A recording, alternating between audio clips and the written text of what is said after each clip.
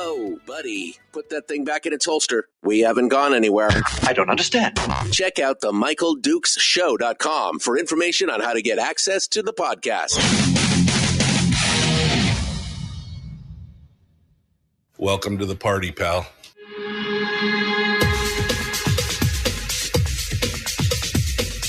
The Michael Dukes Show. The greed and the entitlement is astounding to me.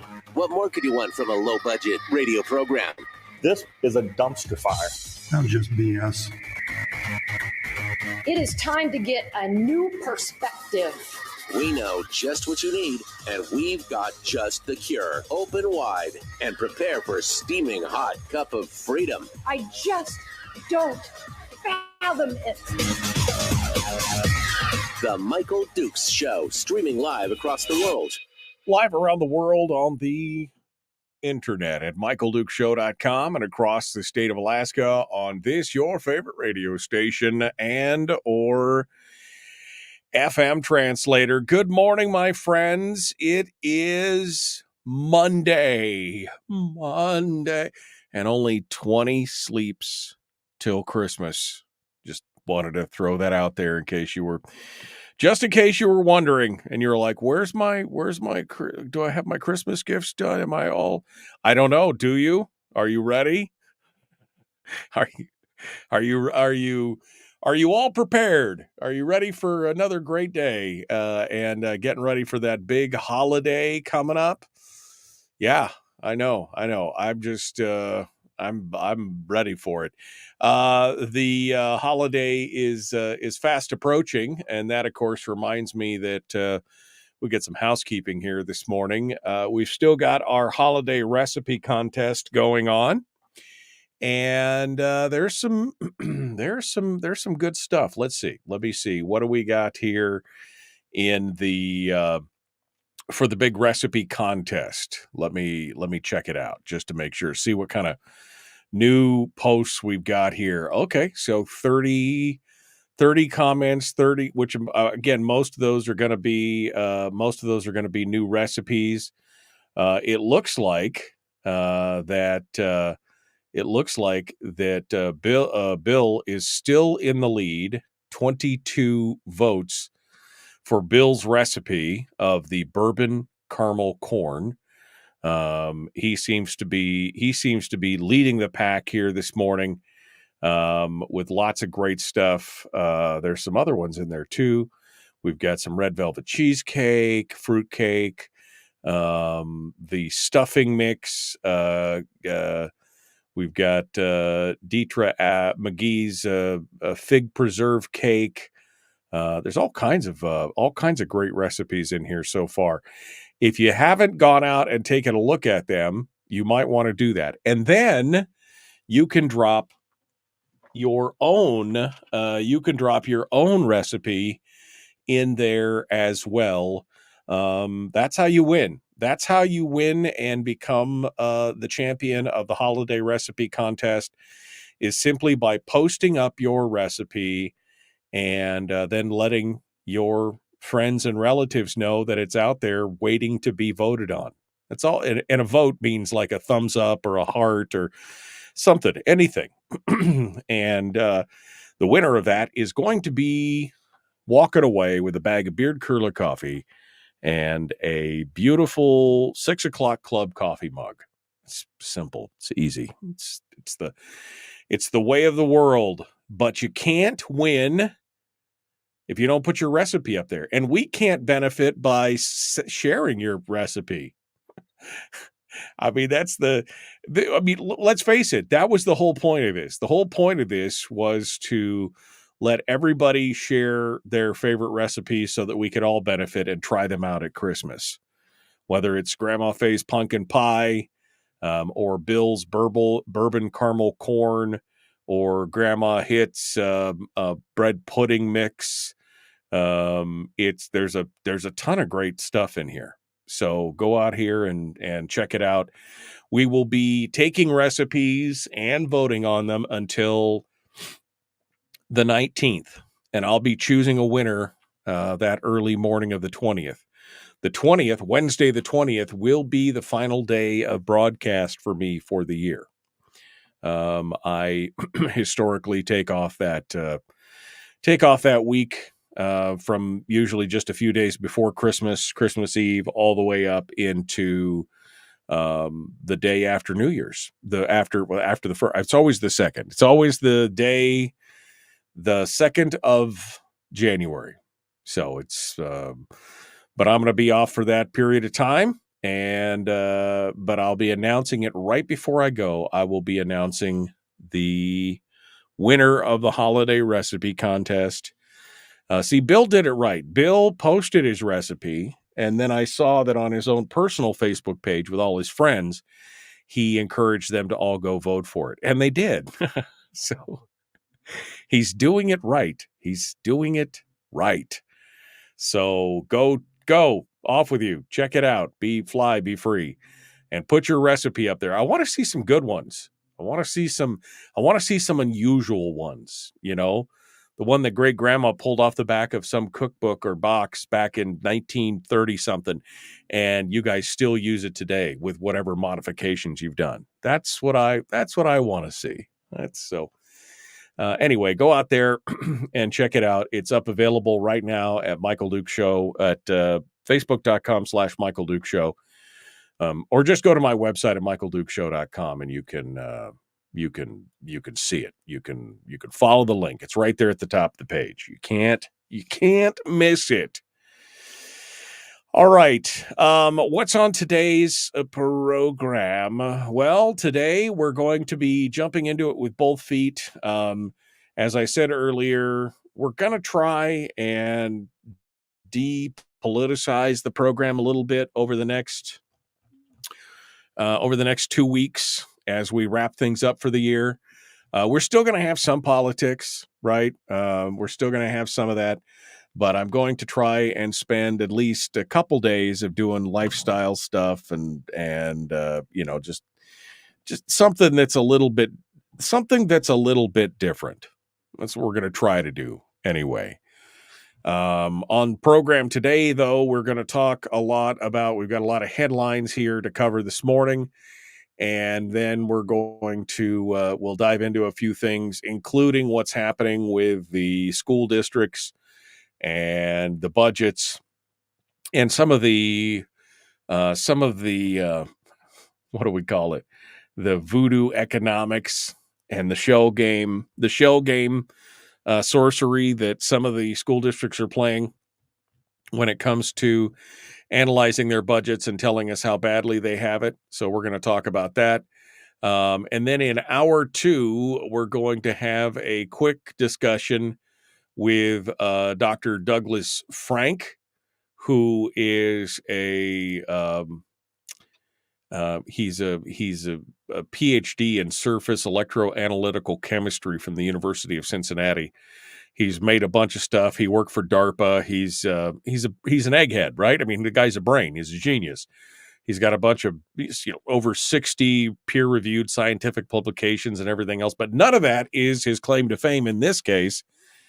He wants to talk with us about election integrity. And he's going to be coming up to Alaska later this month, I think on the 14th, to give us the full, he's going to give you the full dissection on election integrity and everything else. So we're going to talk with him this morning for just a quick hit to kind of give a tease for that. If you're interested in going out and seeing his presentation, which will be happening later this month, we'll get the rundown. But we'll be talking with Dr. Frank here this morning for a few minutes, just to kind of get a basis for what's going on, what's happening, what he's working on, and what we can expect during his presentation while he's here in the state of Alaska later this month. So that'll be coming up in hour 2 this morning. There you go. That was it. That was it. Everybody in the chat room is talking about how tired they are. And that it was, man. It was kind of one of those weekends where it was just like I was exhausted the whole weekend. I slept late, got up. I just kind of drug myself around the house for, with nothing to do. We did get the Christmas decorations up. I will say that. That was a win. We were trying to do that last weekend after Thanksgiving, and it just couldn't. I don't know. You know how it is sometimes. But we do have the Christmas decorations up, so now we're feeling very Christmassy and ready to go. And that's what I want for you. I mean, I talk about this every year, but, there's that there's that thing where every year you either, you feel Christmas, or you don't. Maybe you feel that spirit or you don't. I was actually kind of feeling it a little early this year, which is unusual for me. Sometimes I have to force myself into it. But now that the Christmas decorations are up and everything else, wow, makes it a lot better. So now we're ready to go. So hopefully you're going to be feeling the Christmas spirit and not worrying about it. And I know that Robert's going crazy in the chat room about all the stuff that's going on with Iran. Yeah, I know. Hey, look, things are fighting, people are dying, ships are being shot at, all that kind of stuff. But can I control any of that? Nope. I can't control a thing. And so while I know all that stuff's going on in the back of my mind, I saw the headlines as I scrolled past. At this point, what do I care about? I care about my family, care about my community, care about what I can control, what I can fix. And I put all that other stuff aside for right now, because otherwise it's way too easy to get all wrapped up in it and especially where you have no power. And maybe we'll talk about that in the next segment. That sounds like a good thing to talk about here in the next segment, just to kind of give you, I will rehash and restate my philosophy on why we don't focus on that here on the program, and we'll see what else. And maybe we'll even get to some good news. I did pull up the good news page this morning, so maybe we'll do that. How does that sound? I'm good. I mean, I'm easy. You guys are going to have such a hard time with me the next 2 weeks, because I'm just going to be like, yeah, okay, whatever. Let's just do it. I'm excited about it. That's how I'm rolling. That's how I'm rolling. All right, we're going to continue. We got more coming up. The Michael Duke Show, common sense, liberty-based, free-thinking radio. We'll also be talking about David Boyle's latest piece in Must Read Alaska, asking the question, how deep is the hole in the Anchorage School District's budget, right? Because we just keep hearing about it. It's a $95 million hole. Is it really? Or is there some shell gaming going? Is it 3-card Monty happening over here? We'll talk about that and more. It is the Michael Duke Show. Common sense radio.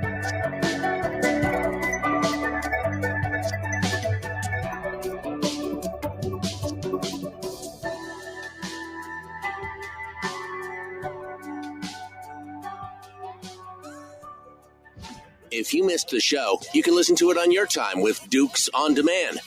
Oh, and it's free. Like America used to be. Streaming live every weekday morning on Facebook Live and MichaelDukesShow.com.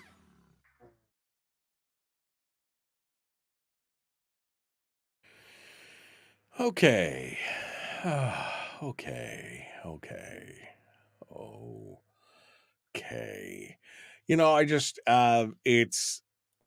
I'm sorry, guys. I just don't even want to talk about that stuff anymore. I just don't want to even, I don't know. I don't even want to talk about stuff and things.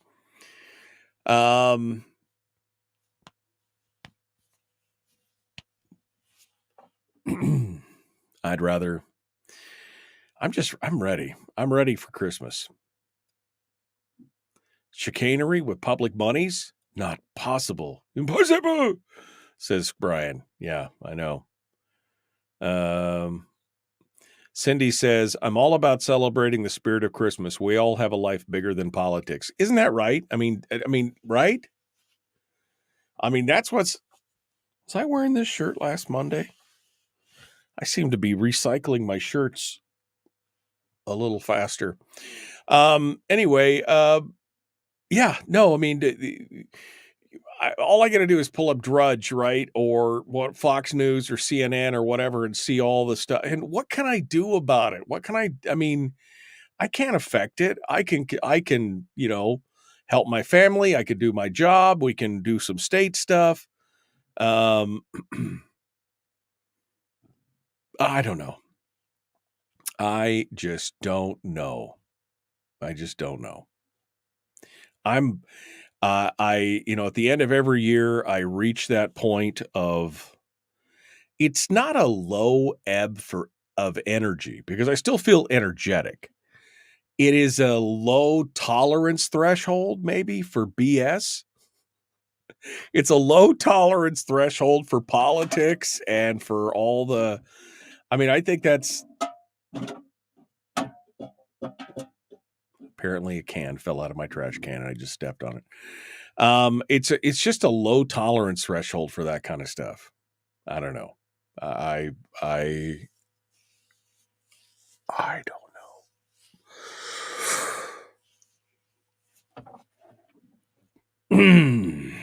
Okay. I just, at some point, I'm ready to just chat about other stuff, movies, books, television shows. I've been rewatching The Expanse lately. I don't know why. One day Terry had a migraine or whatever, and so normally the things that we would watch together, you don't want to watch anything that I don't want to watch something for her while she's gone. So I started rewatching The Expanse, and now I'm all the way into season 2 already. And I'm like, oh, so freaking good. Now there's something that's interesting because that too is all about politics and but it's space. It's space politics and aliens and so good. So good. Denise says, okay, let's talk about the mouse in my garage. It's not welcome. My cat is useless. Peanut butter and mice traps. That's all I can say, Denise. We had a mice explosion here a couple of years ago, and the best thing I found was peanut butter. Was traps and peanut butter. You just got to keep the dogs out of the garage because they will eat the hell out of that peanut butter. And their tongues will get snapped in those traps. You don't want to have to deal with that. What are you drinking? I'm assuming he meant MD, not MG. No coffee. I'm drinking water this morning. I haven't had coffee. I haven't had a Monster or anything. Just me. This is just me, unadulterated, naked to the world. I mean, metaphorically naked to the world. Okay. All right. Let's, I guess we're ready to jump back into it. Here we go. 15 seconds or so. The Michael Duke Show, common sense, liberty-based, free-thinking radio. Like, share, subscribe, ring the bell. Talk about whatever you want to talk about in the chat room today. Let's do it, shall we? Here we go.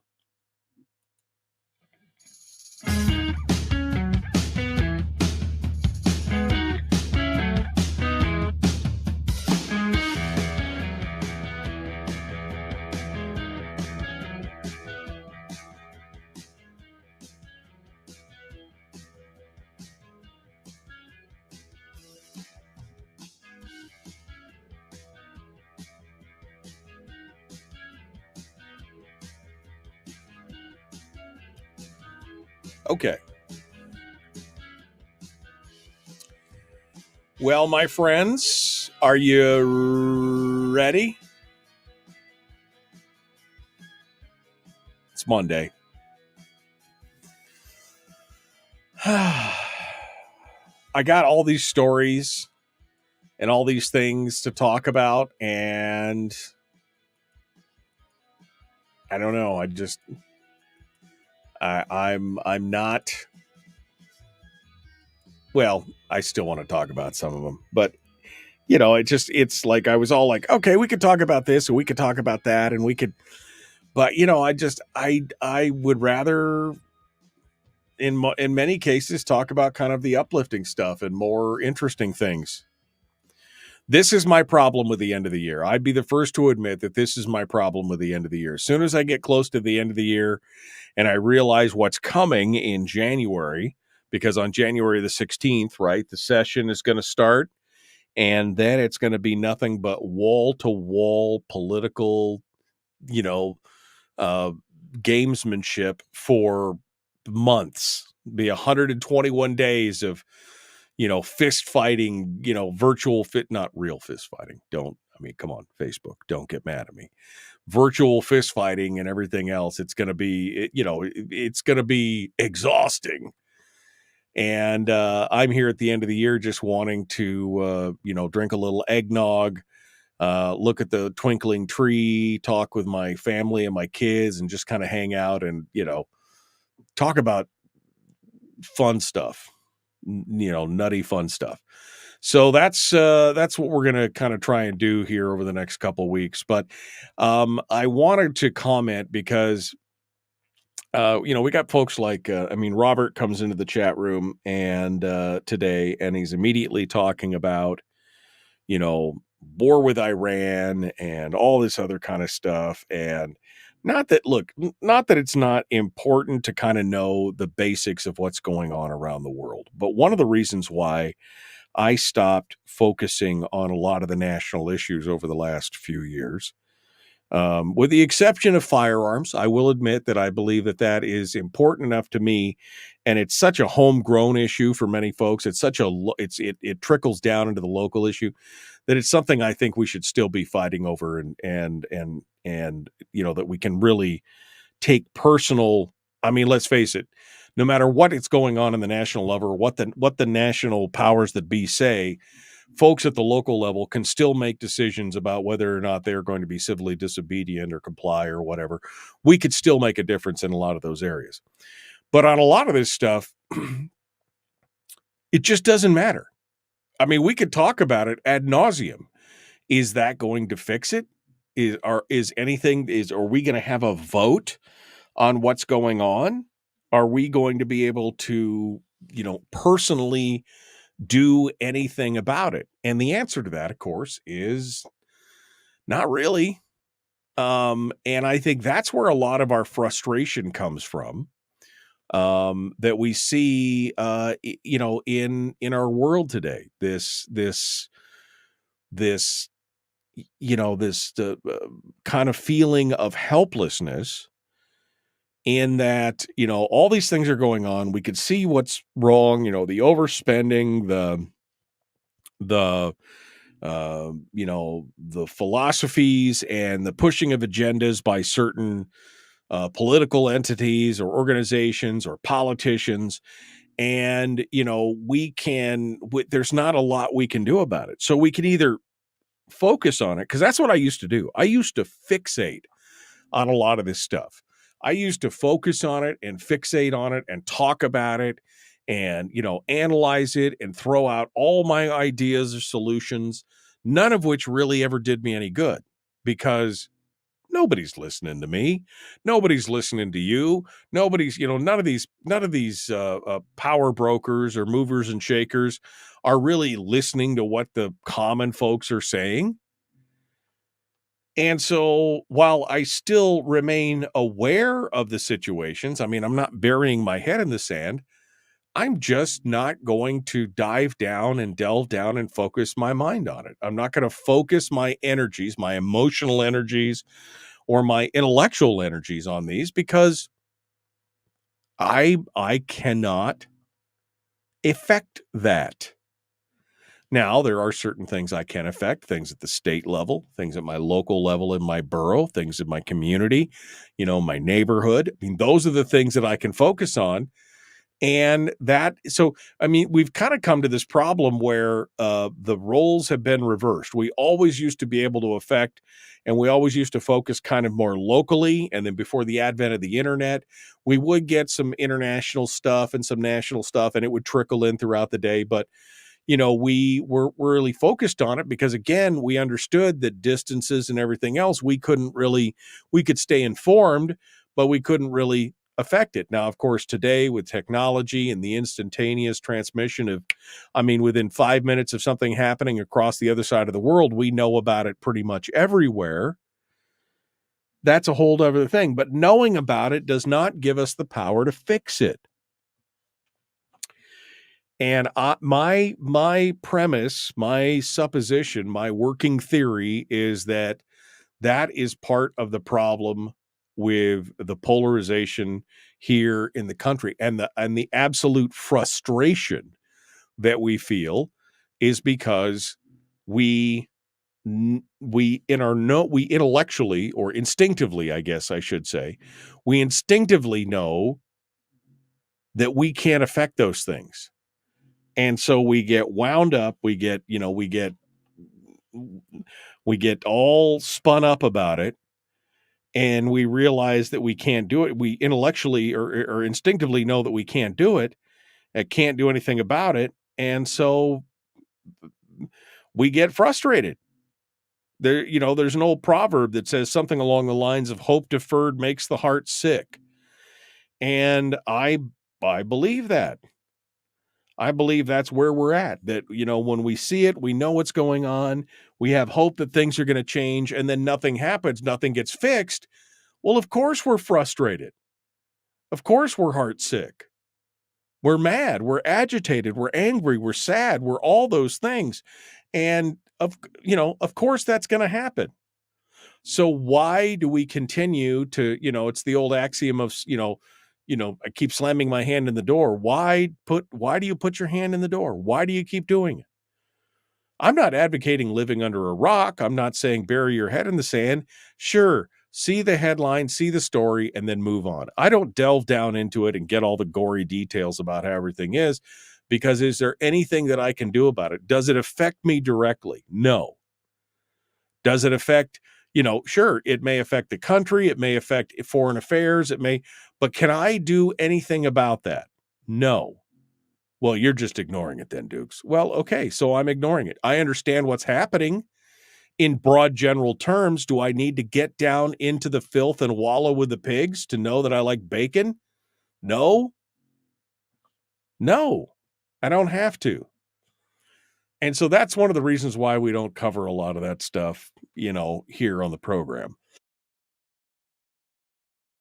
And we mention, the attack on Israel, because I think that's heinous, and we all kind of need to know about it, that it happened.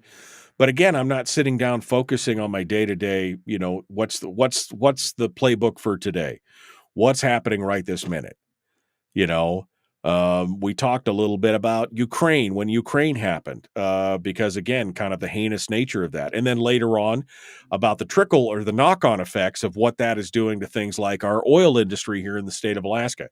There are certain things, it has some kind of effect.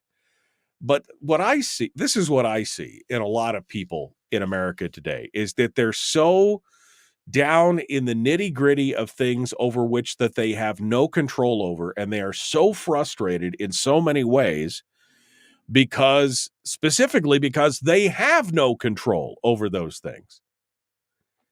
That's the biggest challenge.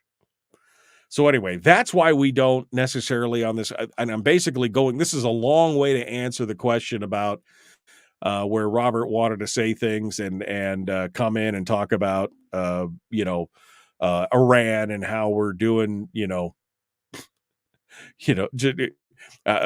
at war and we're shooting back and forth. Yeah, great. We're all talking about that. But, that's the problem.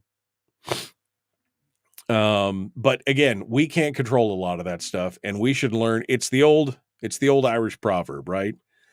to allow me, Lord, grant me the serenity or the knowledge to, know the things that I can change and the things that I can't change, and to have the wisdom to know the difference. I just bastardized that thing, but you get my point. You have to understand what you can change or what you can't change, and have the wisdom to know the difference. They call it the serenity prayer for a reason. You don't have serenity if you're all wrapped up about stuff that you cannot control, cannot fix. So, there's nothing we can do. Bradley on the chat room says there's nothing we can do about national or world events politics. To concentrate on those things does nothing but add undue stress in your life.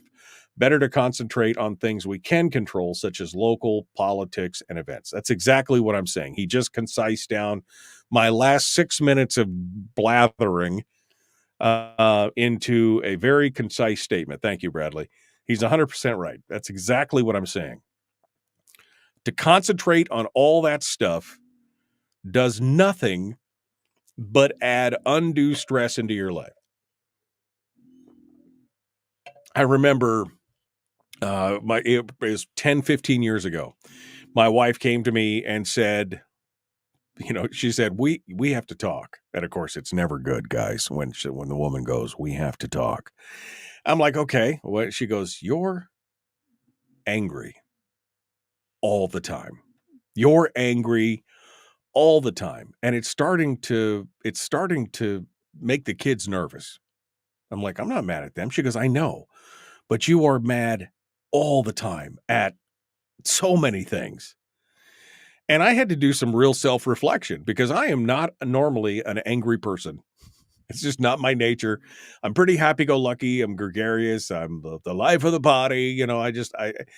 And so when my wife tells me that, and the fact that my kids are seeing how angry I am, I had to do some real self-reflection as to, why am I angry? What is it? What am I angry about?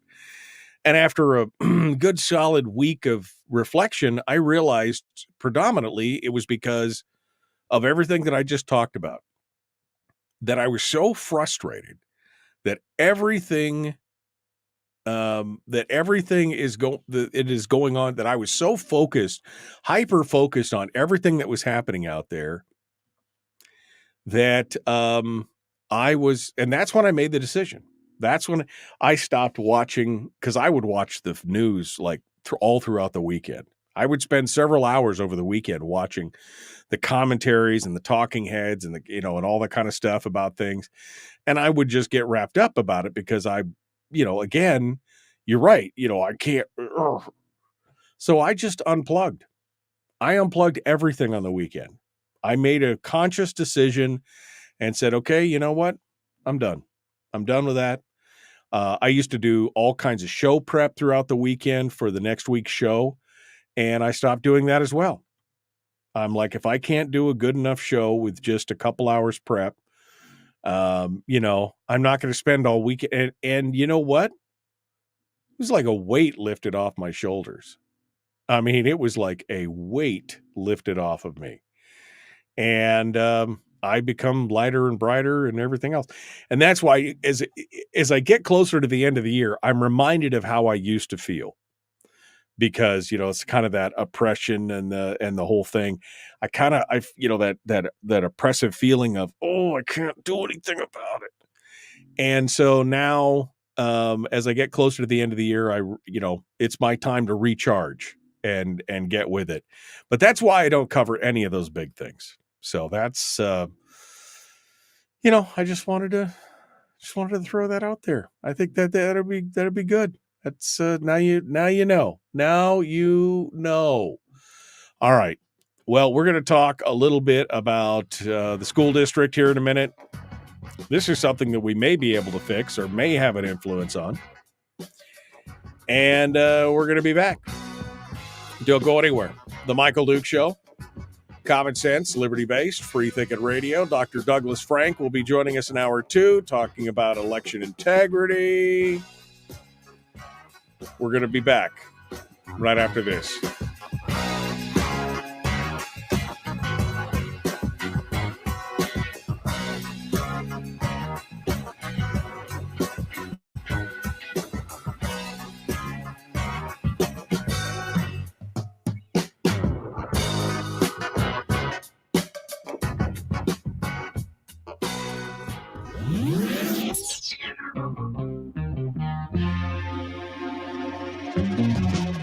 running on 100% pure beard power. Oh, also some coffee.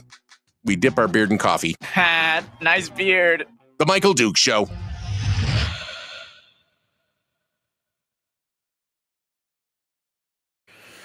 Okay. Bacon. Yes, always bacon. Man, had biscuits and gravy this weekend. That was delicious. My daughter whipped us up some homemade biscuits and gravy. That was so delicious. Oh, it's so good. And then yesterday, Terry made a fresh, big old fresh batch of bacon and avocado on toast with bacon. Yeah, buddy. Yeah. All right. What else have you guys been talking about? The biggest issue with the war with Iran is our grandkids being drafted. I mean, I suppose it's a possibility, but again, can you affect that? No? Okay. Jim says, that's why I stopped going to borough assembly meetings, because I had zero influence. I would disagree with that. You do have influence at borough assembly meetings, because I've been on the borough assembly and I've seen what happens when there's a room full of, agitated people or people who are passionate about a specific subject. It can have an influence. But I also understand that, going in and, day after day after day, definitely, good. Try making your gravy with chorizo instead of sausage, says Bradley. Ooh, that sounds good. Whoa, man. Yeah. But biscuits and gravy is a it's not an every day or every week thing. That's a once in a while thing, because but it's so good. The thick buttery gravy with that sausage and the gnarly, kind of, so delicious sausage. I love it. It's a delight on my palate. I watched a video the other day of an English guy trying American biscuits and gravy for the first time, and his eyes got about as big as saucers when he first started eating it, because he makes the whole thing, and he's like, and then he eats it at the end, and his eyes got about this wide. And he was like, this is amazing. So Jim says, my testimony changed something exactly 0 times. Well, Jim, all I could say is, don't grow weary in well-doing, brother. I know it's hard sometimes, but, that is the place that you can make a difference. That is the place that you can make a difference, is at the borough, local city council borough level, for sure.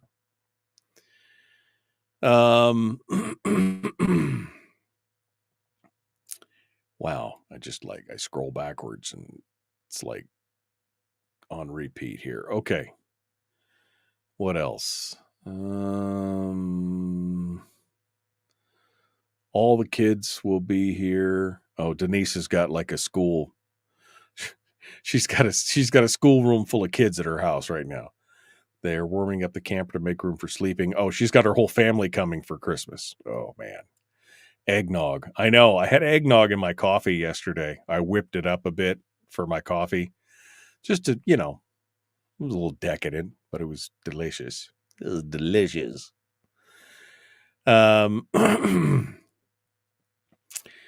School politics is depressing, says Denise. I mean, some of this stuff can all be depressing. It just depends on how much real estate you give it in your head, right? That's the thing. I was giving all this stuff a lot of real estate in my head and in my heart. And no.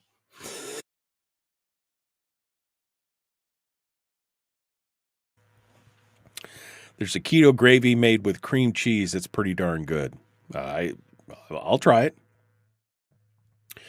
Chris says, I love biscuits and gravy, but my husband doesn't.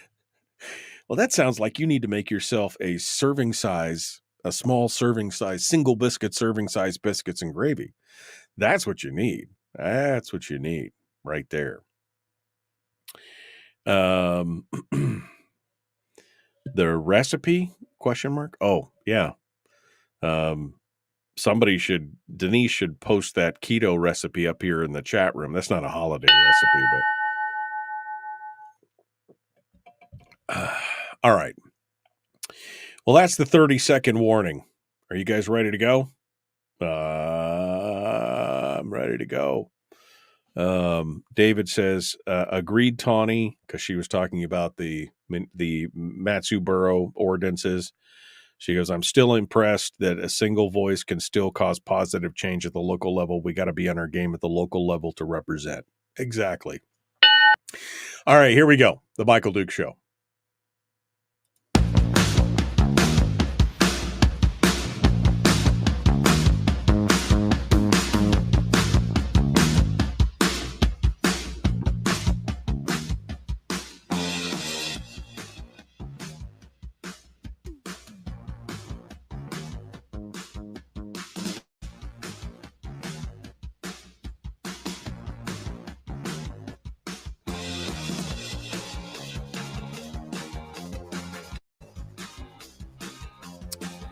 Okay, let's continue on here, shall we? What do I got? I got some stories. I got some stories to talk about. Local stuff is, again, in my opinion, one of the few places that you will have some influence, and so that's what we try and focus on here. David Boyle over at he's a senior contributor. He's an education advocate, and he writes semi-regularly for Must Read Alaska. And he's got an article up over at Must Read that takes a look at the whole. I mean, that's all we've been hearing about lately, right? I mean, from all the local talking heads and the newspaper and everything else about this massive hole in the school district's budget. Oh, it's just wow. And it's, again, we've talked about how it's mostly caused by the fact that they decided to use one-time federal funds for reoccurring costs. That was red flag number one. Don't do that. Don't do money that you know you're only getting one time for reoccurring costs, because you're going to leave yourself upside down in the coming year. That's not rocket science, right? But David Boyle goes down into this and starts looking at it, and I'm starting to wonder what kind of shell game is being played here. What kind of voodoo accounting is happening behind the scenes? He said, we've heard about the $95 million hole brought on mostly by using one-time federal funds to pay for reoccurring costs, but really, how deep is this budget hole? We've heard the number $95 million. So he starts to take a look at it. He says, many of these facts are found in the ASD's annual comprehensive financial report, which contains a myriad of data. It's an audited report that's been approved by the school board. The AFCR covers the period from July of 22 to June of 2023. And he goes on to say that the most startling information in the report is that the district doesn't really have a budget hole. As a matter of fact, the budget and the district right now has a $118,892,000 balance. It's an unreserved balance in its general fund. The general fund is a fund that does day-to-day operations at the district. It's like the district's piggy bank. It holds the unallocated money that can be used for almost anything. Now, current year expenditures in the general fund for the school district total almost $552 million. 552, $500 million for the Anchorage School District. And he goes on to snip out some tables from the report and show them up on the screen. And he said, so the ASD has an unreserved balance when it's all said and done of 21.55%, which is $118,890,000, almost $119 million. The school board policy for how much they should have in their general fund is 8%. That's how much they say should be, as an unreserved balance, should be 8% of the total. But currently, the unreserved balance sits at 21.55%. The 8% balance would be $44 million. The excess above the 8% is $74,746,000.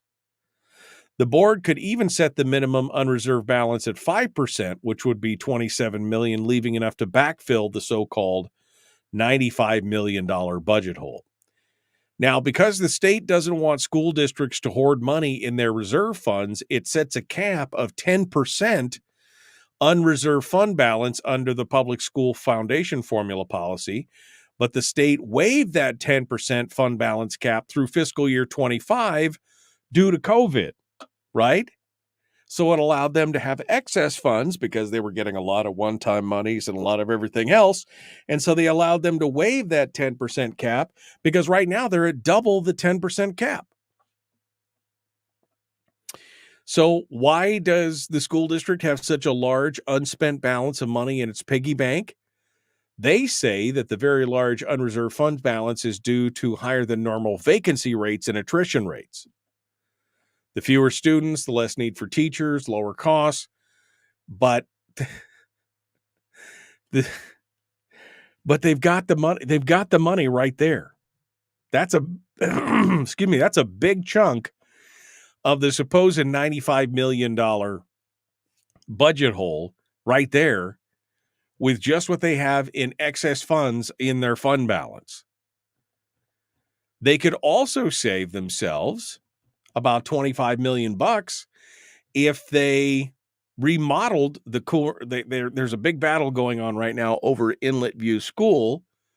They just put it all on a bond, and they decided that they're going to rebuild the school instead of remodel it. They're going to tear it down and rebuild it at the cost of $50 million. Now, what they didn't really tell anybody, and which people found out later and are kind of pissed about, is the fact that they could have remodeled the school for $24 million. So they could have remodeled the whole school for half the cost of tearing it down and building a new one. So again, saving about $25 million. And then, of course, they have the new teacher's contract, which is going to provide a 3% raise. Which again, every year it steps annually, and that would add considerably to the overall cost. Plus, they negotiated an increase of $150 a month more towards their healthcare plan, which would bring the cost to about $23,000 a year for every union member for healthcare insurance. So that's another $5 million or more with the 3,000 members of the union there. I mean, it's just, it's money after you start digging down in the couch cushions, there's a lot of different monies laying around down there. Maybe, just maybe, especially the lion's share of it, again, goes back to this unreserved funds balance, which is, again, supposed to be capped at 10% normally, but isn't right now, and currently sits at 21%. So what are they saying? I mean, is the $95 million a real number? The hole that they keep? This is the number that keeps getting thrown around in the news media. Is the $95 million. And is that a real number, or is it more voodoo accounting, shell gaming, 3-card Monty, where they say they shuffle monies around and then they say, look at this hole. right? I mean, this is the same thing that the Permanent Fund Corporation's doing over the earnings reserve account. Look at all the draws that are going to be on the earnings reserve account, including all these future draws. And look, it'll draw the fund account down, but they're not counting any of the money that's going to go into it in the meanwhile either. It's that same kind of, wizardry with numbers where they're just moving and shell gaming it around. Tell me who's got the P. That's what's happening here. And that's just despicable. That is just absolutely despicable that that's what's going on. I mean, come on. That's insane. Yeah. So here we are. They've got a 21% unrestricted reserve, which violates their own 8% policy. In addition to that, violates the normal 10% policy, which the state has waived until 2025 because of COVID. But that gives them the opportunity to game the system. That gives them the opportunity to hold all this money in the unreserved account and then continue to tell you how they, they just don't have any money for it.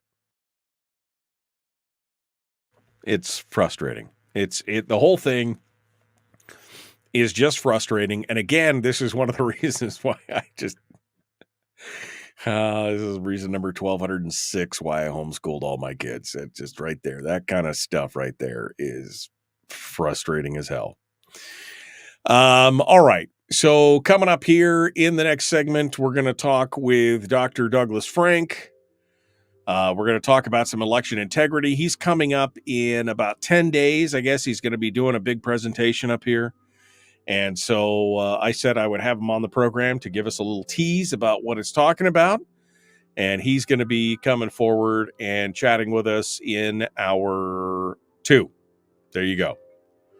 We're ready to go. Thanks for coming in and joining us for this hour. Hour 2 is dead ahead. The Michael Duke Show, Common Sense Radio.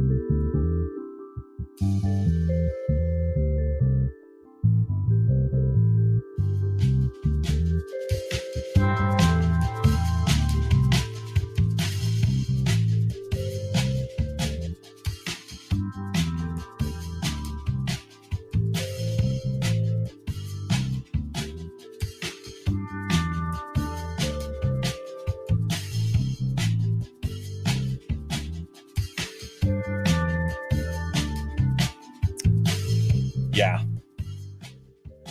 Brian's right. You got to keep those dollars going to those contractors. Got to keep those contractors happy. I mean, we don't need to remodel the school. We need to tear that thing down and build a new one because, it's double the cost. That's why. Oh, man.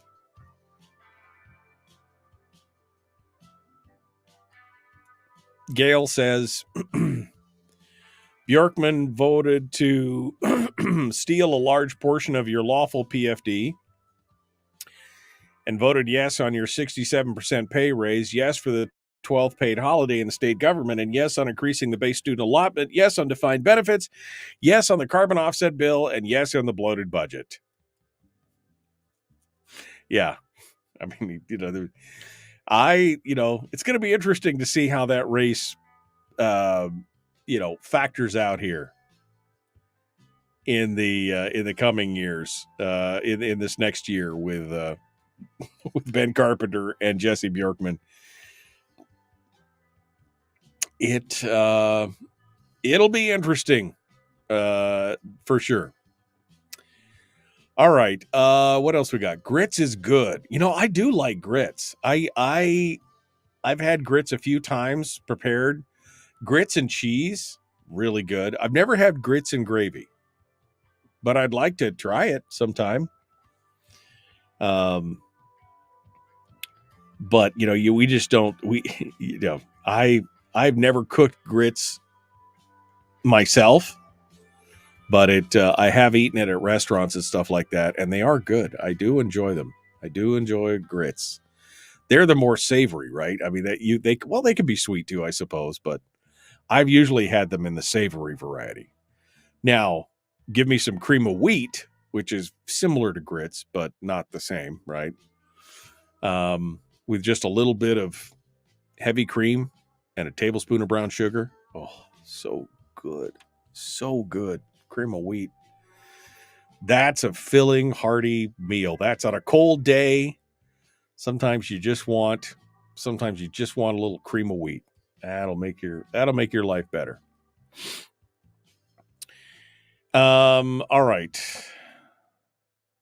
What else we got here? Grits and butter with a dash of salt. I'm going to have to reset this, aren't I? I'm going to have to do that. Grits and butter with a dash of salt. Outlaw Thoughts on YouTube says, my grandma makes the best. Grits rock. My grandma makes the best, but she always preferred cream of wheat. I love cream of wheat. I mean, it's not the same as grits, but it is. It's delicious. It is delicious. And grits and Golden Eagle table syrup. Okay, I'm curious. What the heck is Golden Eagle table syrup? I gotta know. I'm gonna have to Google that now. Golden Eagle table syrup. Whoops. The original. I mean, it's a jar of, what is it? What is Golden Eagle table syrup?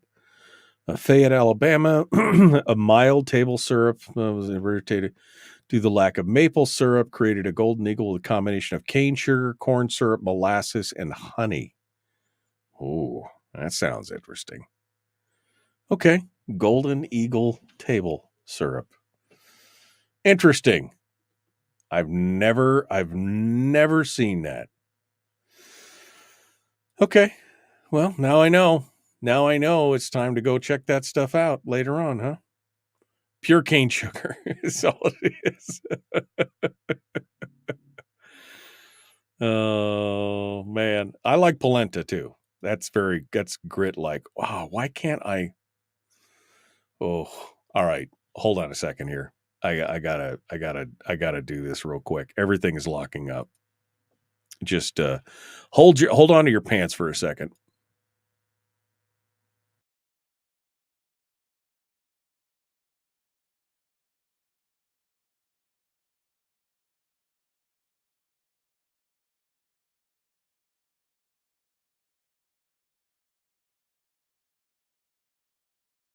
Okay, there we go.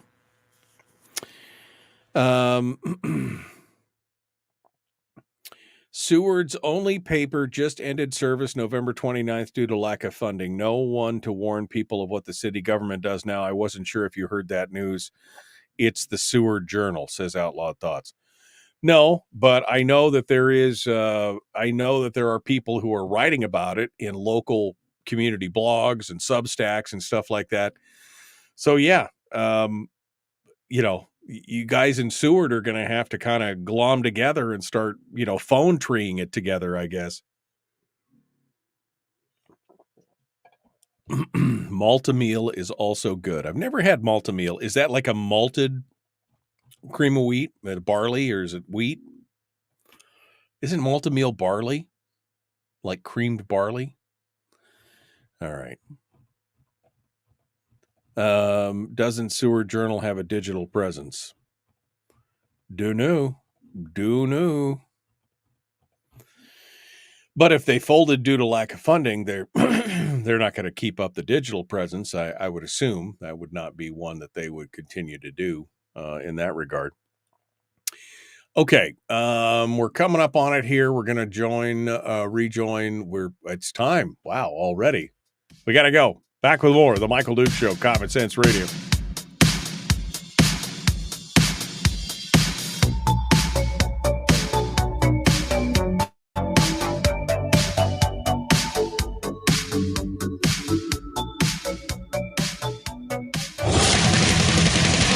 Whoa, buddy, put that thing back in its holster. We haven't gone anywhere. I don't understand. Check out the MichaelDukesShow.com for information on how to get access to the podcast. Welcome to the party, pal.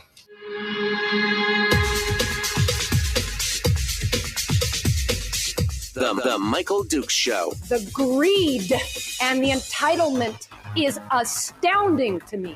What more could you want from a low-budget radio program? This is a dumpster fire. Sounds just BS.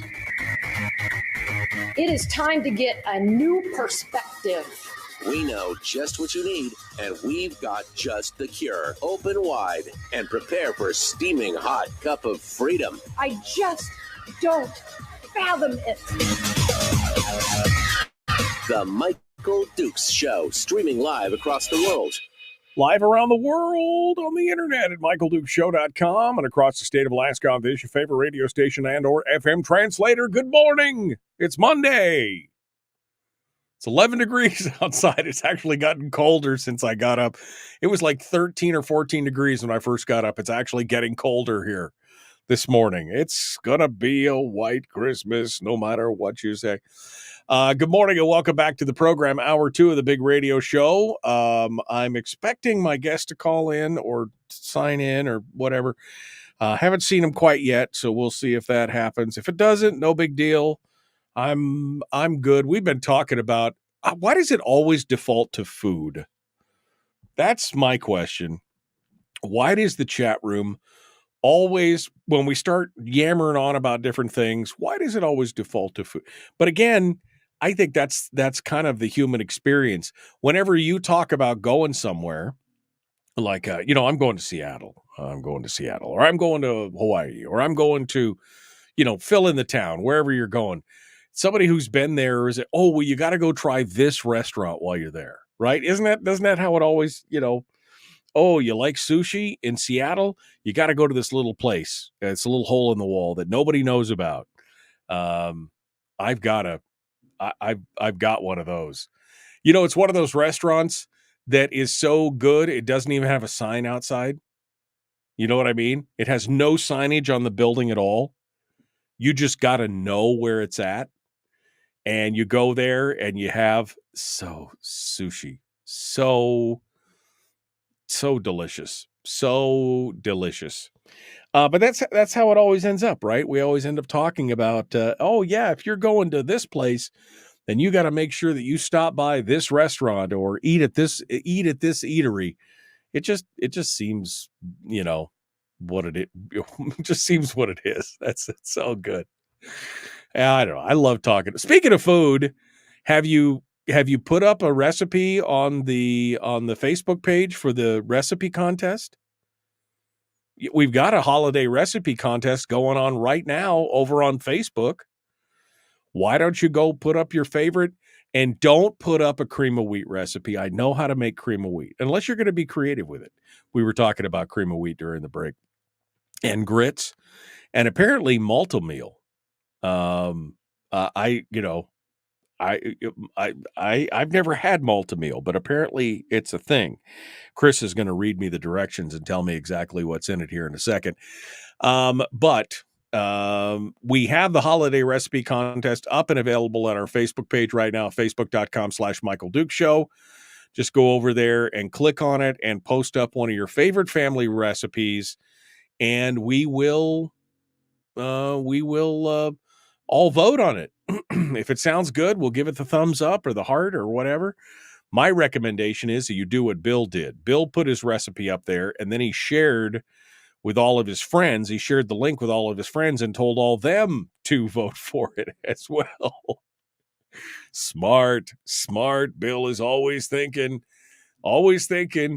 So go ahead and do that. Bill is currently in the running right now, I think, with like 22 votes or something for his current recipe.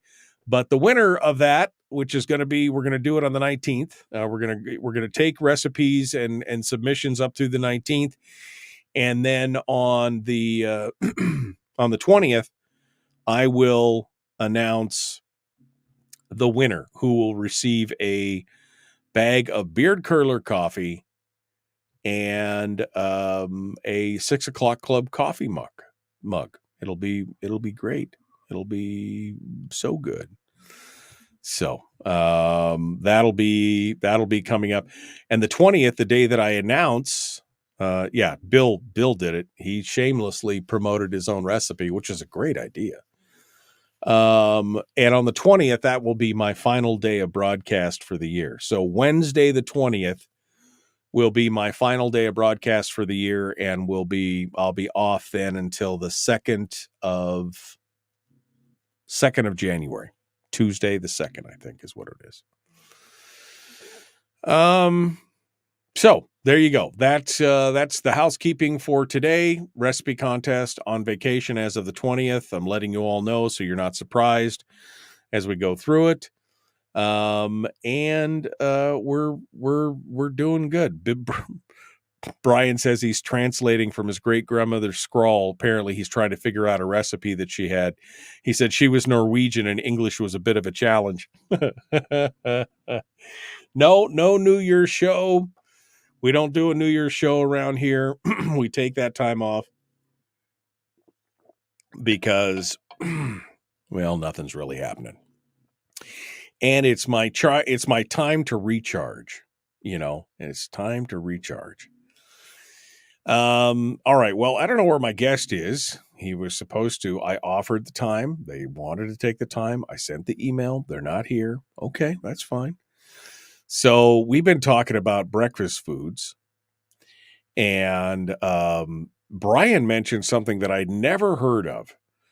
Grits. I've heard of grits. And Golden Eagle table syrup. I actually had to Google that. Golden Eagle table syrup, which apparently is something from the South down in Alabama. I guess it's a Southern thing. It's a syrup made with corn, sugar cane, corn syrup, molasses, and honey, which just sounds like a diabetic coma waiting to happen. But also, I would try it. Over grits. I bet that's good. I bet that's real good. I would love that. Malted barley and wheat. That's what Maltameal is made out of. Okay, malted barley. I figured it had to have some barley in it. That's what Maltameal. Apparently I didn't know there was chocolate. I've never had Maltameal. I've eaten a lot of cream of wheat over the years. I love cream of wheat. It's not every week, obviously, but in fact, it's been probably a year since I had any, but every now and then, especially on a cold winter day, you heat up that cream of wheat, you cook it up the way it is. I use milk instead of water. And then once it thickens up, you just put a dollop of heavy cream on top of it and about a spoonful of brown sugar, and you mix that up. Oh, so good. So warm, so filling. I love me some cream of wheat. That is some delicious. That's a great breakfast with some sausage, especially if you get some sage or maybe some of the maple sausage and you have the cream of wheat with the sausage. Oh, so good. And now everybody's telling me that I should be trying Maltameal. Okay. All right. I'll go get a box of Maltameal and I will report back to you as to how good it is or bad it is. One of the two. But definitely, cream of wheat. Again, dollop of cream, little brown sugar with some patties of like Jimmy Dean's maple sausage or whatever, or some bacon. Either one of those that's salty. Yeah, that's the way to do it. That is the way to be right there, my friends. That is the way to be. All right. Well, you know what? Since we didn't get a call here this morning from the guest, I'm just going to open up the phone lines for hour 2 because I've got some other stories, but I don't know. I'm not really feeling it. There is this one story about absenteeism in school, which I find super interesting because who couldn't see this coming? Absenteeism in school after they've shown exactly how little they care for the children based on what they've been doing.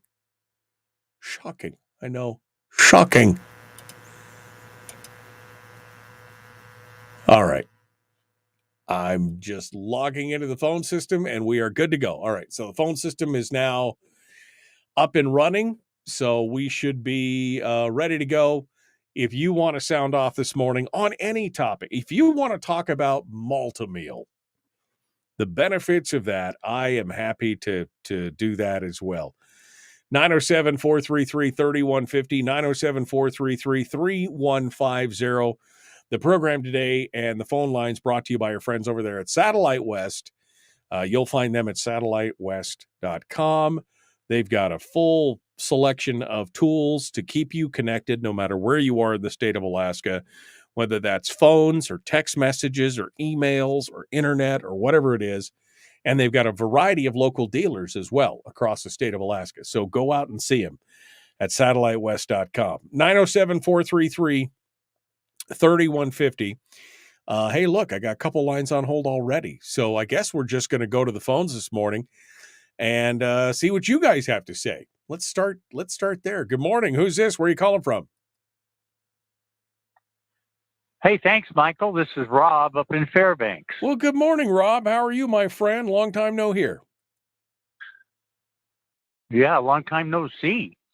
Yeah, exactly. What's going on? Can I change the subject for a moment? It's open line, my friend. Any topic is fair game. Okay, so my question is, Mike, who gives the borough, the Fairbanks North Snow Borough, authority to write citations?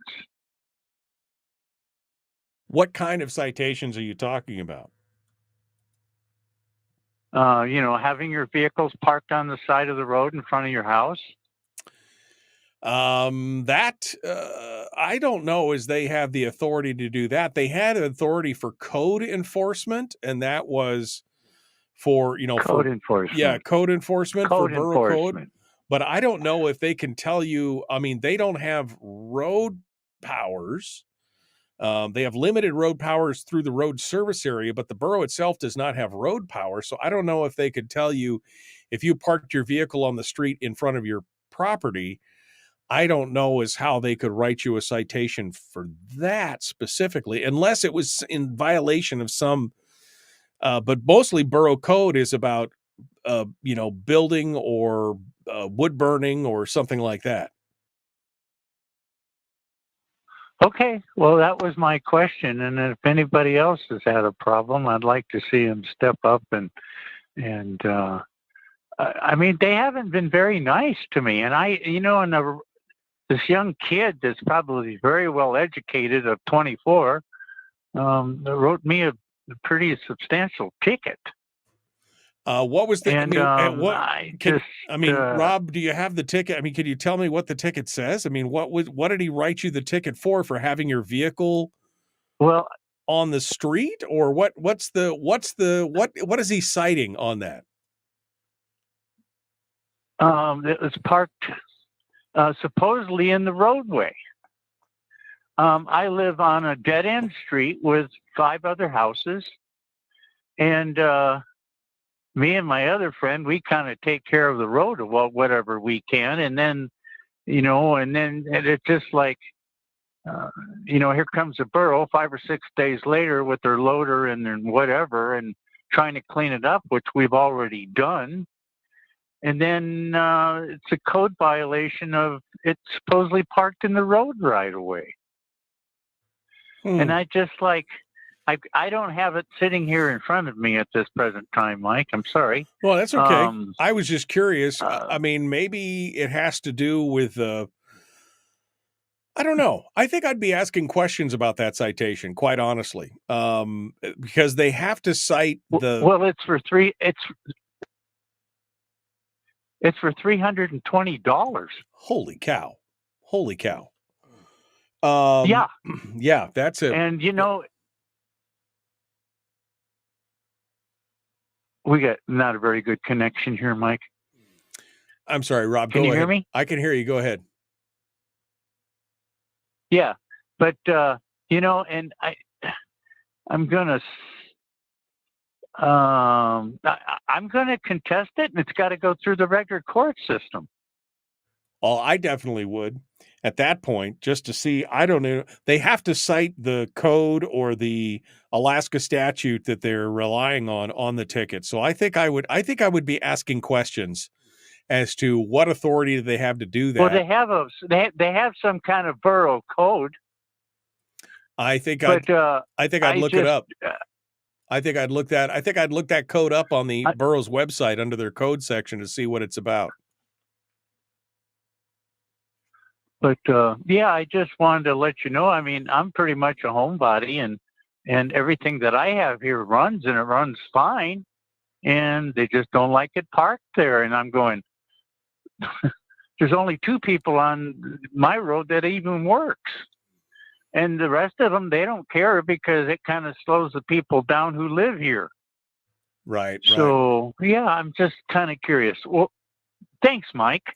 Thanks, Rob. I appreciate your call, my friend. It's good to hear from you. Appreciate you calling in. I got 2 more lines on hold, but we are up against the break. So we're going to take a quick break. And when we come back, we will continue the Michael Duke Show, common sense, liberty-based, free-thinking radio. Don't go anywhere, callers. I'll get your names here in just a second, and we'll take your calls on the other side. It's Monday. I hope you're ready for a great week.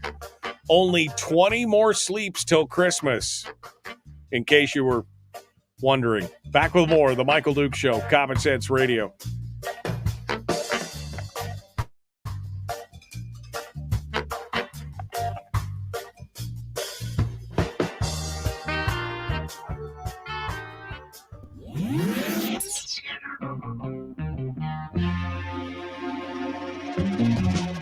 Running on 100% pure beard power. Oh, also some coffee. We dip our beard in coffee. Ha, nice beard. The Michael Duke Show.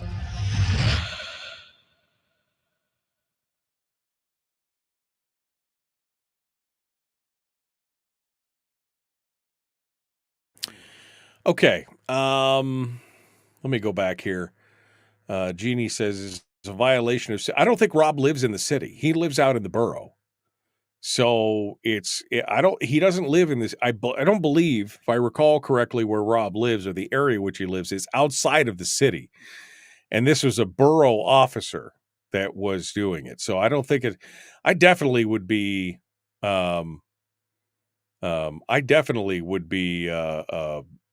appealing that for sure. Absolutely. All right, let's go over to the calls here real quick and see if we can get the names of these callers, and we'll figure out where they're calling from and who they are. And then we'll take their calls as soon as we get back from the commercial break. Good morning. Who's this? Where are you calling from? Good morning, Michael. It's Tom from Kasilov. Hello, Tom. You hold the line, my friend. You, Kasilov. I got to learn how to spell. We're going to be right back to you. You're going to be number 1. With a bullet. Let's go over here. Number 2. Good morning.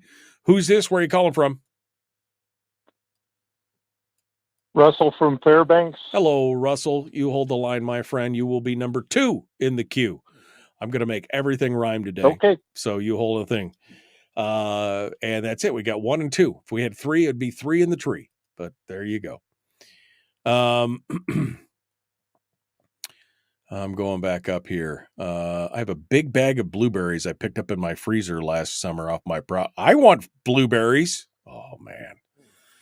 I had cream of wheat for breakfast. Add some blueberries and a pat of butter. Yum. That also sounds delicious. Good morning, good morning, good morning. Cream of wheat with toasted bread smothered in butter and bacon on the side. Okay. I mean, I don't have toast when I have cream of wheat because I feel like I got all my bread in the bowl. You know what I mean? I feel guilty. I'm trying to eat less bread and carbs. I'm eating a lot more proteins and that kind of stuff. I've actually been doing really well. I'm slimming down a little bit. I'm getting that healthy. I mean, my breakfast these mornings consists of mostly meat with a little bit of cheese and sometimes some fruit, and that's my breakfast for the morning. It's delicious. Maybe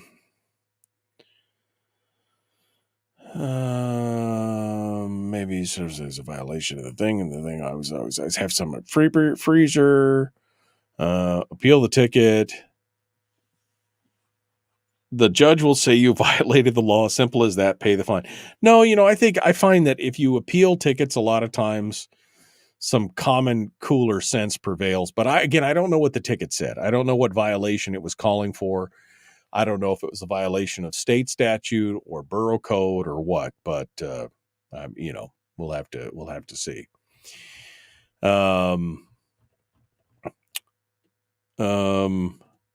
You're sure it's the borough and not the road service or state of Alaska DOT. Road service had an obligation to ask you to move because it makes their plowing inefficient. The DOT, you're probably parked in their right of way and technically own that.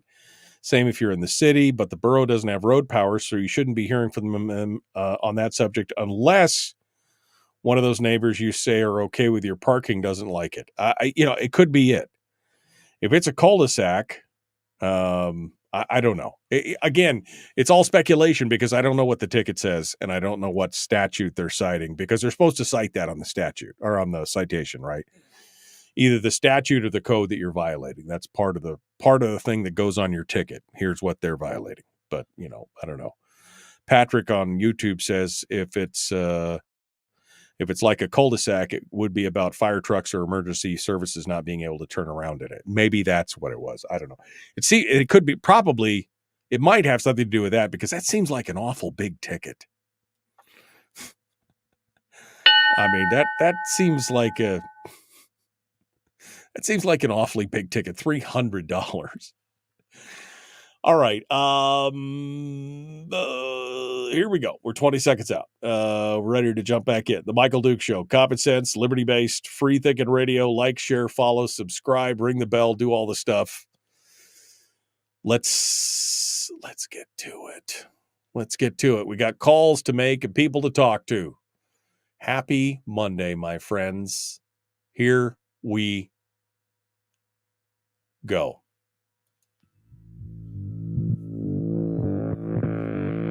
Public enema number one. Oh, wait, sorry. Public enemy number one, which makes more sense. On the other hand, he's a little bit of a pain in the Michael Duke Show. I'm a perfect angel. I have no idea what you're talking about. Just ask my mom. Let's go over here to the phones. We're going to continue here. Tom is down in Kasilof.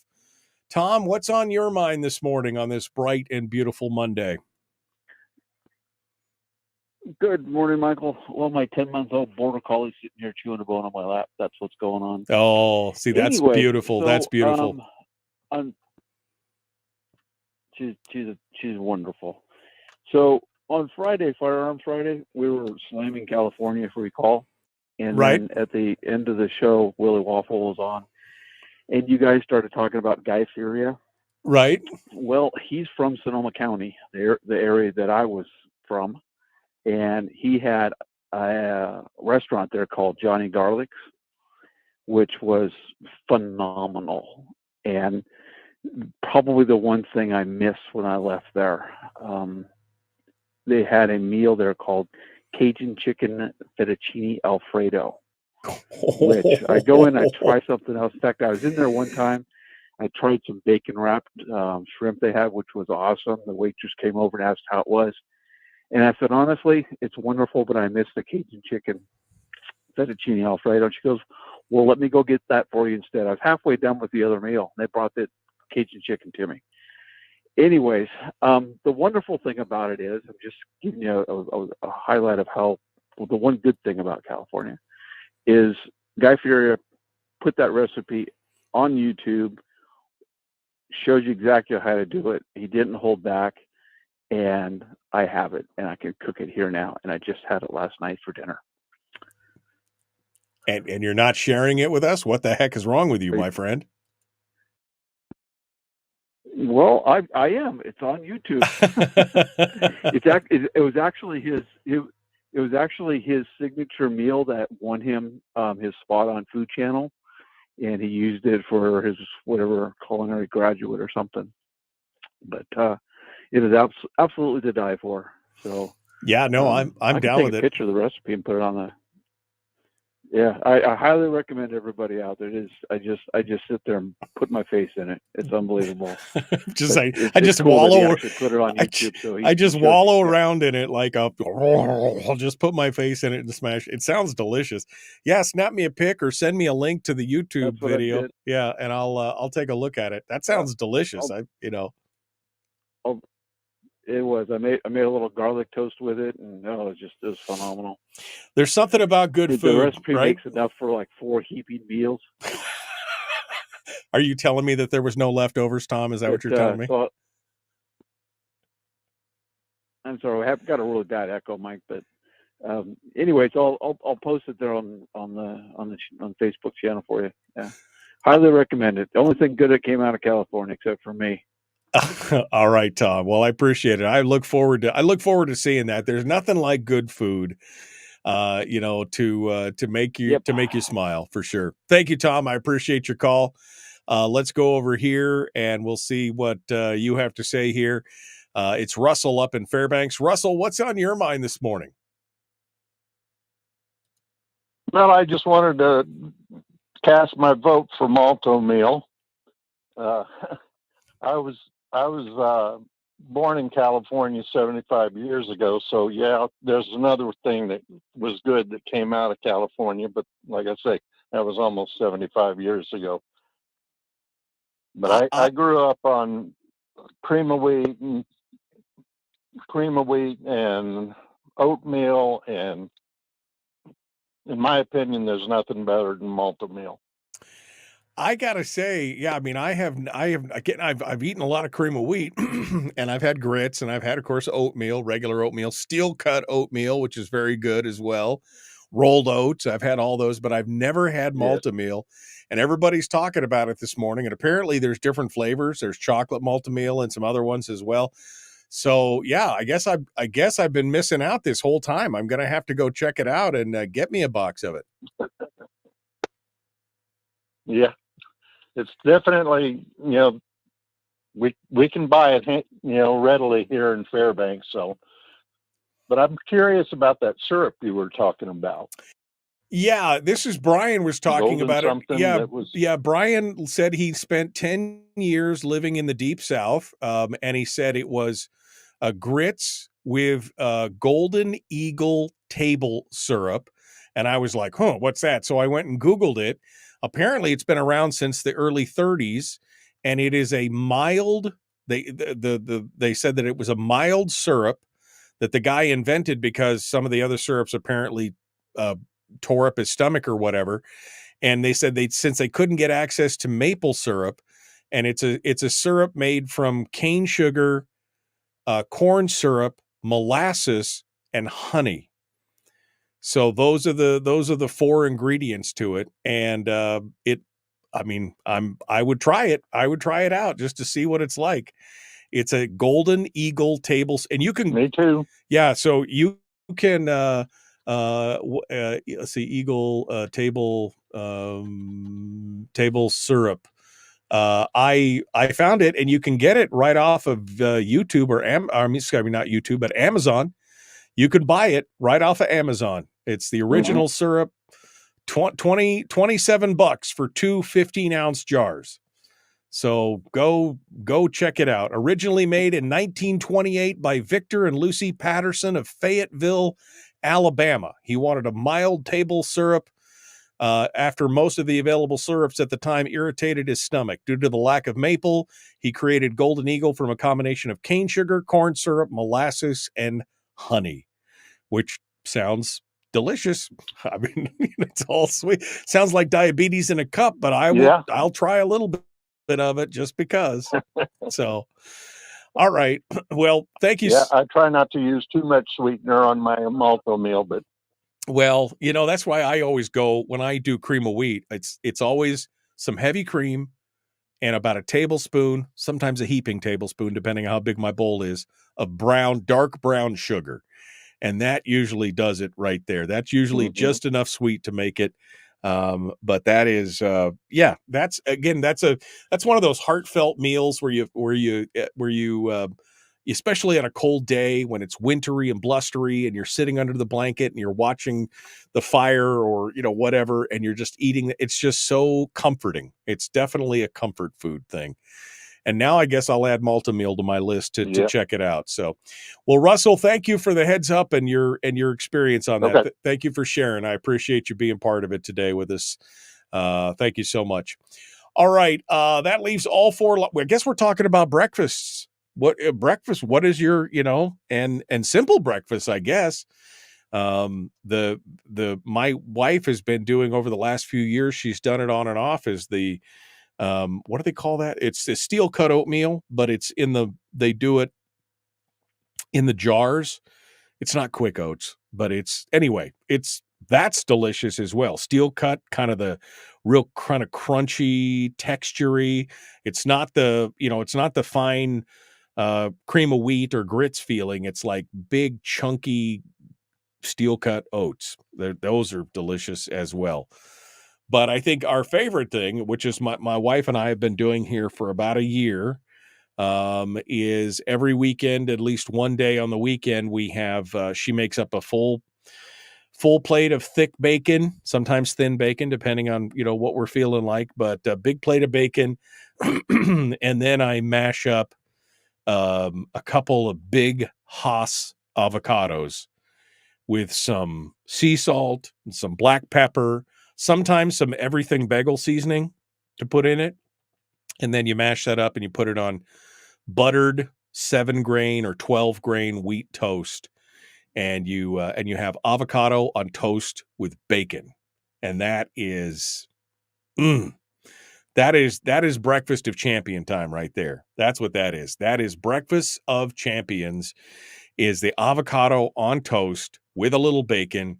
It doesn't get much better than that. That is almost a perfect breakfast right there. I mean, I could have some eggs too, but I'm getting a lot of protein and a lot of good fats out of the avocado. Then I get that saltiness of the bacon. The only thing better would then be, again, a little egg or something on the side, a little scramble or a little poached egg. Absolutely delicious. That would be great. So, this show today has gone off the rails. That's all I can say. And I'm okay with that. I am absolutely okay with that. Overnight, that's what it's called. Overnight oats. Thank you, Melissa. It will, overnight oats. That's what my wife used to make. Delicious. All right, we got to go. The Michael Duke Show. Common sense, liberty-based, free-thinking radio. Back with more. Right after what? It won't ship to Alaska? Apparently, somebody said that they won't ship the golden syrup to Alaska. We'll find a way. We'll make it happen. Back with more right after this.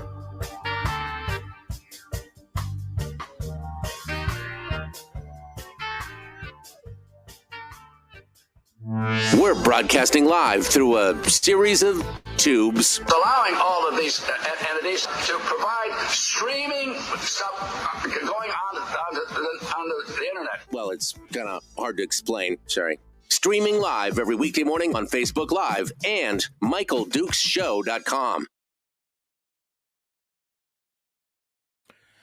Okay. Now you got me curious. Golden Eagle table syrup. This is the third time I've Googled it now. Let me see if they'll ship it to me. Let me see if they will ship it to me. Free delivery. Delivered on December the 28th.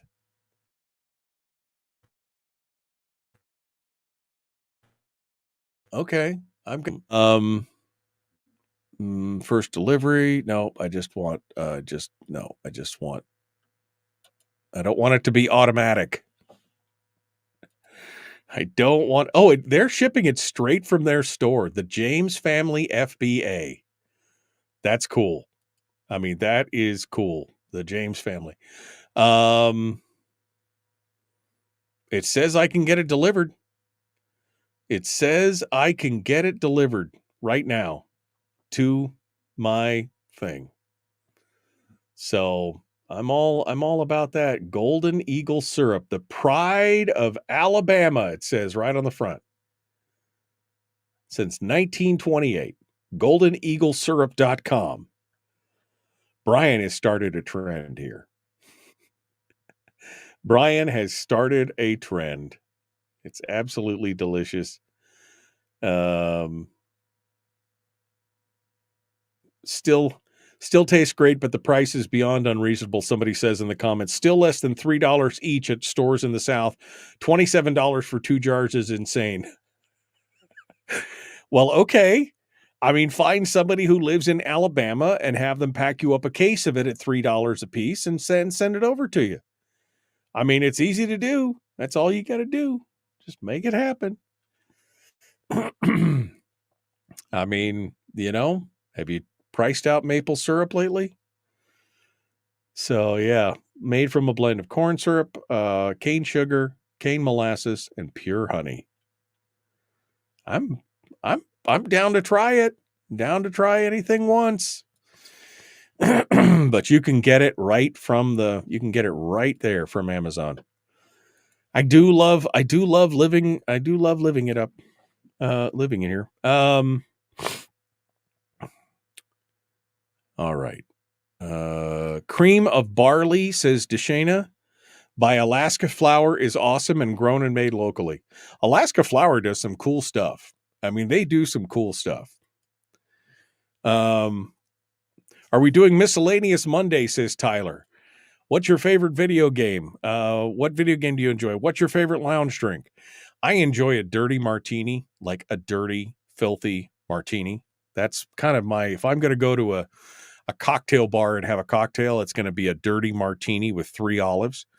Video game. Well, I'm playing Star Citizen right now, which is my libertarian space cowboy fantasy. It's amazing. And it's just getting better by the day. It's still in alpha. I mean, but it's beautiful. It's pretty. I mean, it's got some great, can I show you a picture of it?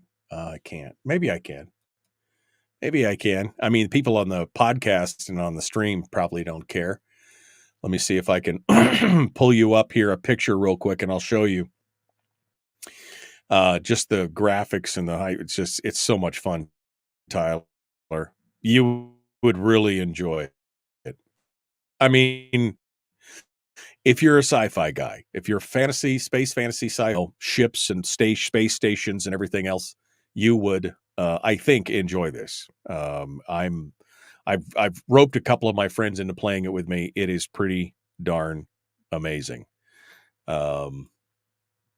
I was just going to pull this picture that I actually posted a picture up on a Friday night on my Discord, and I was just looking for it here. Where is it? I was going to show it to you guys. Right there. Is that what it is? Everything's running slow. As soon as I started my Discord, it started running super slow. Okay, it was not that. It was Flight Night. There we go. All right. Yeah. See, this is the stuff right here. Let me right there. Can I download it? I can't. I could save it. Okay. Sorry about that. Didn't mean to get all squeegee. I'll post it up here. Can I put here? I'll put it here. I'll post the picture up here, Tyler. So look at your screen here while we get ready to jump back in for a commercial break. And you could do it. I'll post it up here right this second. The Michael Duke Show, common sense, liberty-based, free-thinking radio. Like, share, subscribe, ring the bell, do all the stuff. We're going to continue with, it is miscellaneous. We're going to call this Miscellaneous Monday for sure. That's what it is right there. Here we go.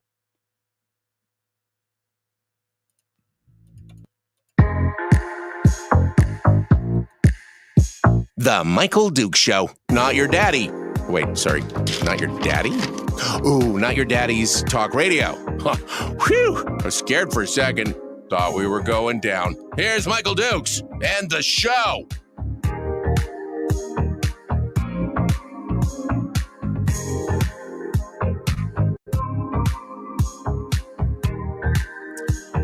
Okay.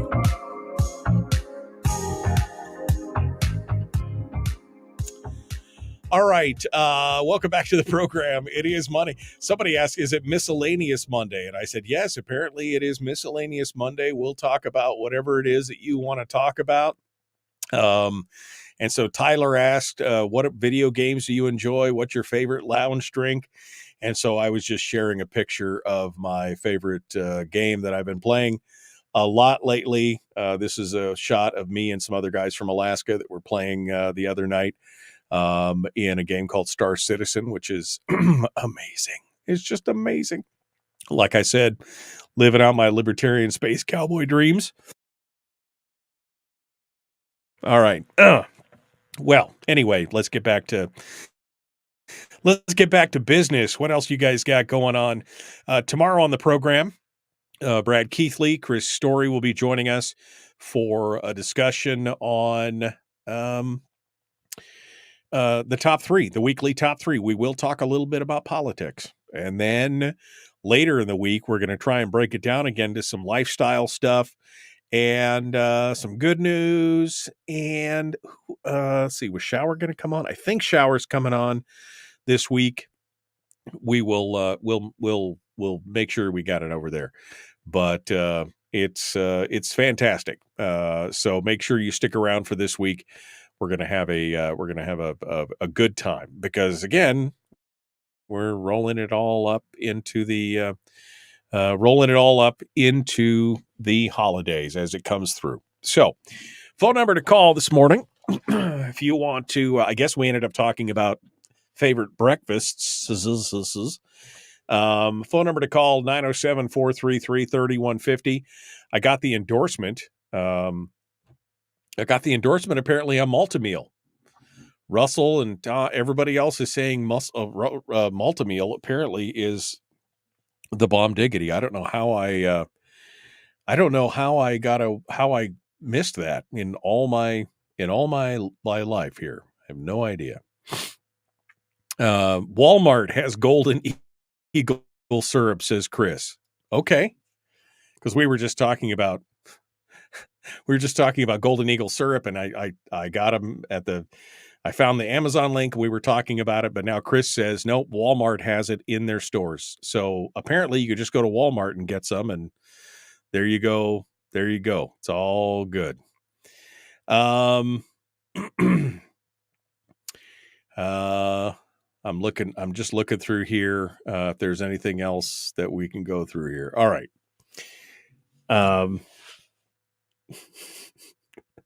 Oh, there's a bunch of folks in here who have been playing. We've been talking about games and everything else. What are you buying your kids for Christmas? Are you buying your kids video games? Because I know that some people are like, no, I'm not. Just my kids. See, I bought my kids video games for Christmas. We did other things. I mean, we bought them other things that were practical and everything else. But since I was a gamer myself, I figured,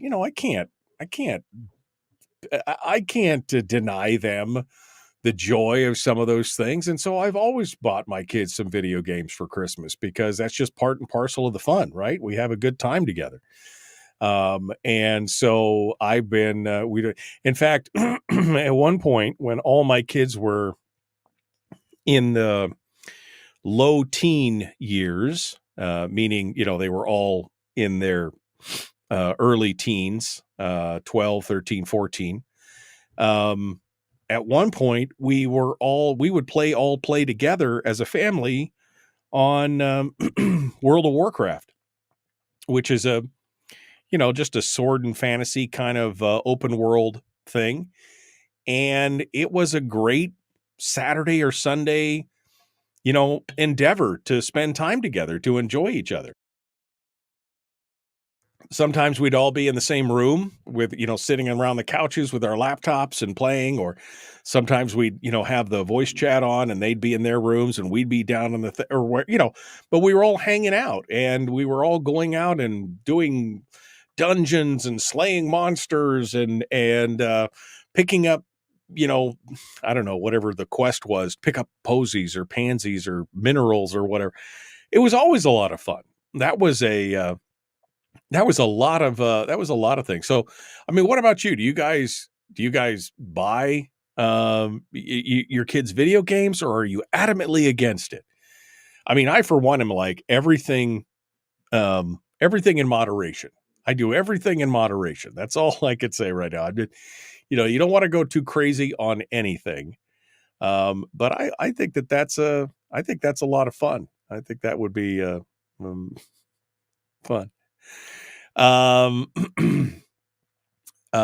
Let's I have a Discord. Yes, I do have a Discord. Oh, Tyler wants my Discord link. Excuse me, I got a little frog in my throat today. A little coughing jag there. All right, what else we got here? Last time, cream of wheat, Crusties. No video game, says Terry. The grandkids get too much screen time as it is. Well, that's true. I mean, I don't want everybody, I'm not saying everybody should buy all the kids all the video games, but I would buy one. I'd buy each kid one video game that they could play. And especially if it was something that we could play playing together was super enjoyable. I could definitely justify that for the time to hang out together. And now it's one of the reasons why we've been playing Dungeons and Dragons, which is pen and paper, right? Well, I mean, in this days it's tablets and computers, but it's essentially a pen and paper game. And we've been doing that. And we even did that long distance with my daughter who's in Florida. We put her on the speaker or on the voice chat, and then we'd all sit around the kitchen table. I have a TV that lays flat there. We put the maps out on it with our little characters, and we would just have a heck of a time doing that. So I'm not opposed to a variety of gaming. You're right. You don't want to be doing nothing but locking them in their room and making them play video games all day. But at the same time, you got to give them a little freedom to do some of that stuff and enjoy it as well. So I don't know. I'm trying to decide what video game to buy my son this year. Both of my sons. I'm trying to decide what the game of the year should be for them to be able to play with me on this. It should be fun stuff. But that's my problem. Only 20 days left till Christmas, so I've got a few days to decide on that, and then you can see what you can figure out.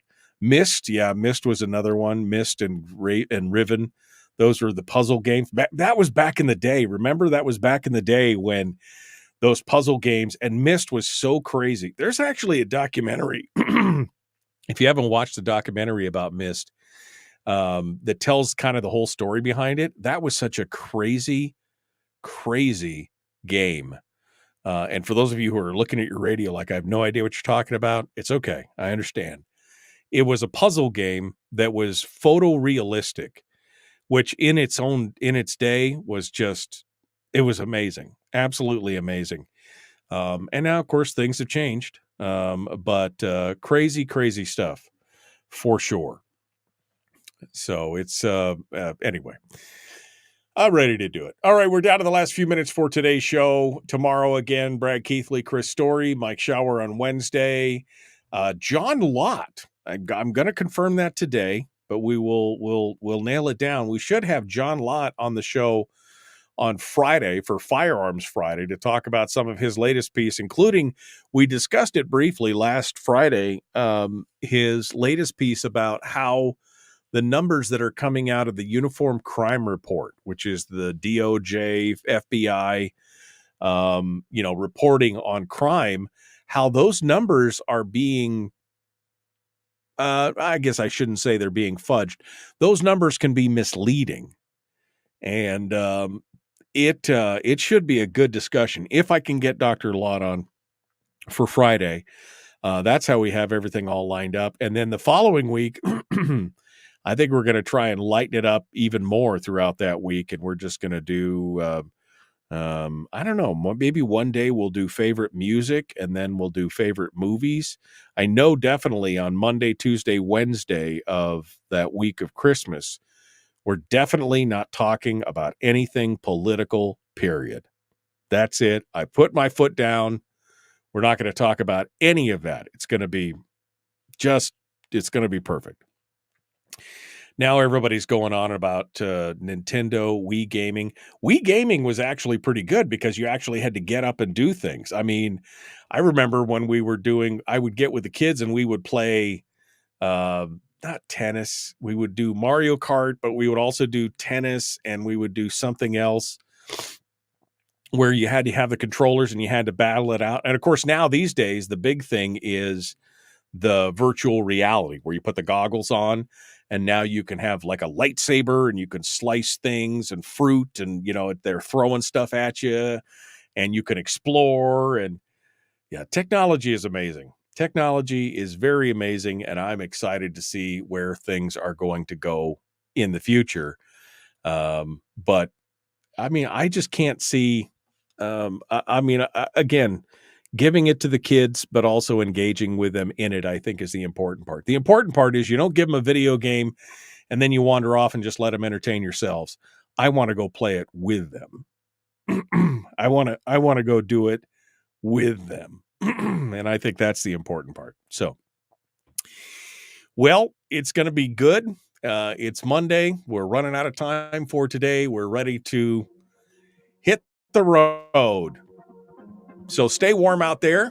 Still a little cool, but we'll have a white Christmas and we'll be back tomorrow, bright and early, 6 a.m. We'll have our serious hour, and then we'll not. Then we'll run amok with Chris Story in hour 2. All right, my friends, be kind, love one another, live well.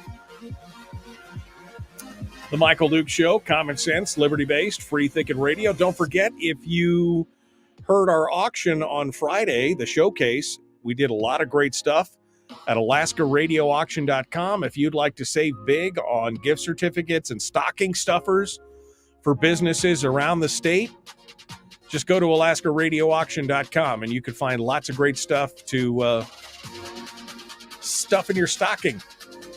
Save big money. AlaskaRadioAuction.com. We will see you guys tomorrow. Have a great day.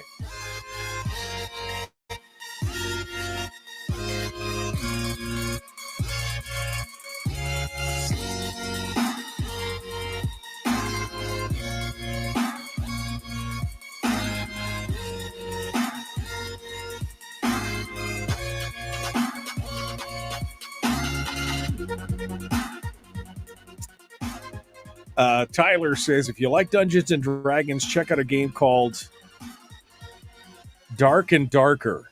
Okay, I'll take a look at that.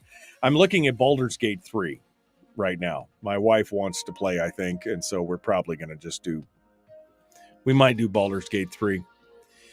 Bill says, Libertarian Space Cowboy Fantasy. That just sounds wrong.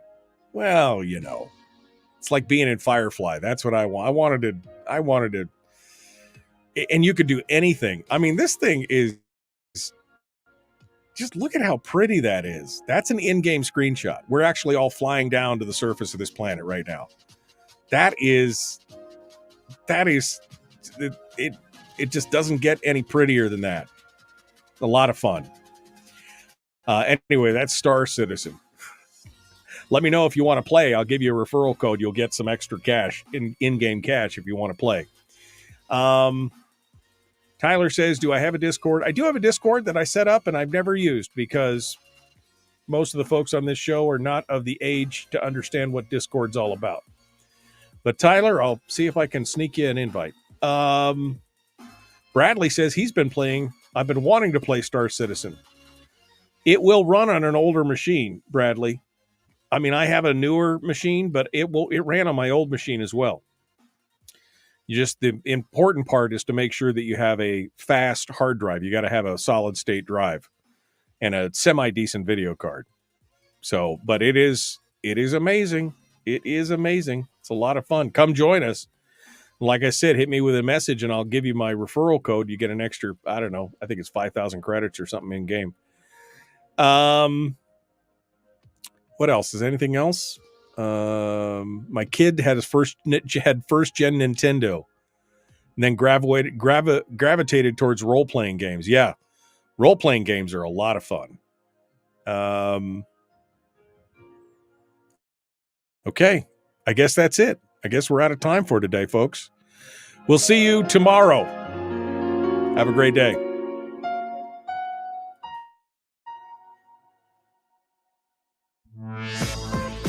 We've shed our terrestrial radio skin, and now we are slimy lizard internet people. It's the Michael Duke Show.